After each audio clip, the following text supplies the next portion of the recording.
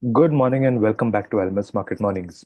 Strong bounce in services PMI along with President Trump's possible exemptions and reductions on reciprocal tariffs were the key drivers of yesterday's US trading sessions. While domestically, Rupee put on quite the show, strengthening to 85.50 against the dollar, surprising quite a few market participants. Good morning, JK. What are the levels you are seeing in the Rupee and what should be the strategy for managing flows at these levels? Good morning, Swaraj. Yes, I think a lot of focus on Indian markets, as we have seen in the last few days. A fast and furious rally in Indian stocks and the rupee, which have taken a U-turn so swiftly that the market is still trying to assimilate with it. While we have been saying stocks have corrected substantially and looked for a rebound, and the rupee looked stretched. 7% rise in equities and 3% rise in rupee all in 1 week is something that very few had expected in the market. Side by side, we have also seen reversal in the FI flows, now posting a positive number for the month of March, including bonds and stocks. In particular, for the rupee, one of the swiftest rally in the currency has also been helped by the central bank's hands-off approach, leading to large unwinding of longs and some panic selling from exporters who remained underhedged till recently. Year-end factor has only added to the downside pressure. Where from here, to answer your question, I think if the central bank remains away from buying, though I think they will sooner or later, market would lack conviction to push the pair too far lower from here, even if the central bank doesn't buy. Considering that rupee has tended to get overvalued now, again on an RER basis, and the Asian peers also are looking weak. Even if we do break down further, I think it may not be sustained, and a swift rally in the dollar should be expected towards 86.50. Although, in terms of timing of such a recovery, it can happen after the financial year end. So I think it's not a value sell unless you have a large position and a time bound constraint to sell the dollars. I think this is not the level where market would be looking to sell. On the US, of course, the strong economic data and also soaring yields have actually 10-year at 8 BP and 2-year at 9 BP rally, uh, helped the stocks, put up a very strong show. Um, the S&P Global's services PMI printing 54.3, a strong number, versus 51 forecast, which is a 3-month high. Although some of it has been, a recovery from the weather-related downtick in January and February.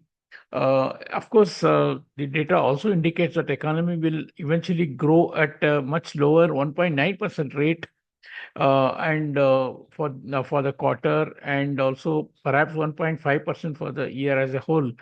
So this will be a lower growth compared to 2024. Near-term risks are still tilted to the downside because the business confidence has also darkened after the Trump's government policies. Most widely cited concerns have been about the impact of spending cuts and tariffs. So the survey is actually, while the head number printed strong, the survey deeper into it shows some concerns about the future, growth of the economy. Of course, S&P 500 rose sharply and at its highest in over 2 weeks on Monday, lifted by some of the key stocks like Nvidia and Tesla, which have got tended to oversold in the recent past. But um, I think equity market analysts remain still skeptical about the rally being sustained, and they just see it as a relief rally. And some of the large analysts in the market still say that they will be surprised if the US doesn't get into a recession this year. So it's all still up for assessment going forward.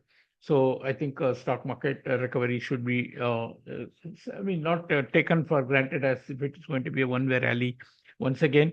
Eurozone also saw some good business activity growth, fastest pace of a composite survey in the 7 months in March, which was actually helped by strong growth in the manufacturing.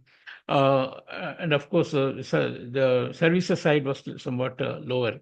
Uh, so the dollar saw some recovery again based on the higher yields, not so much as you would expect, considering the way the yields soared, but much of it is reflected in the yen that has weakened closer to 151 now, and euro has been steady because of the ongoing interest to buy euro on dips after the last week's development, where Germany decided to take a debt break and spend more on its infrastructure and defense.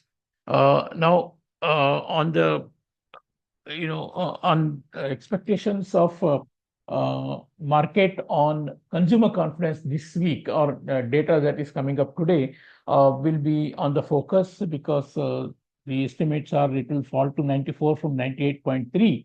And actually, that's keeping in line with the decline that we saw sharply in the University of Michigan surveys. So I think whatever we are seeing now, hard numbers in the US are still okay, they are steady, but the surveys are pointing to a weaker expectations. So whether these surveys and the expectations and forecasts become real is what the market would be looking forward. I think till then, the dollar will be still a bit range bound, maybe still holding within the broad range of 102 to 110 that we've seen over almost past 1 year. So that's not encouraging, big dollar shorts right now at these levels. We will definitely look at data in the coming weeks and months. And next week we have, of course, the non-farm payroll data preceded by the GDP and PC number this week. Yes, the focus also will be on April 2nd deadline. Administration in US, of course, indicating that there can be some selective tariff or mellowing down of the tariff by the administration, not as severe as thought earlier, although reciprocal tariffs will be imposed on selected countries who are running large trade surplus with the US. So a lot of unanswered questions for the market analysts. So that's leading the market to be on a range-bound scenario for the dollar as well as for the stocks, but a lot of focus on Indian stocks and Indian currency, whether they continue the rally from here further or not. Thank you. Thank you, JK. And as you rightly mentioned, strong show by Indian markets, equities and the rupee rallying. Equities rallied almost 7%, rupee rallied almost 3%, all of this in the past few weeks. It was quite the show. And the hands-off approach by the central bank has definitely helped rupee find its strength. When it comes to global markets, we had strong economic data helped by which helped stocks put a good show. Services numbers saw a strong headline at 54 against 51 in the previous print. But as JK mentioned, the devil was in the details, and there are some concerns on future growth of the economy despite the strong headline numbers. Eurozone saw some good business activity growth. It helped by strong growth in manufacturing. Services side still remains subdued. Dollar overall recovered slightly, the major loser being the yen.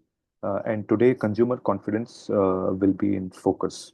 That's it from us today. Thanks for listening. Tune in tomorrow for the latest in the financial markets.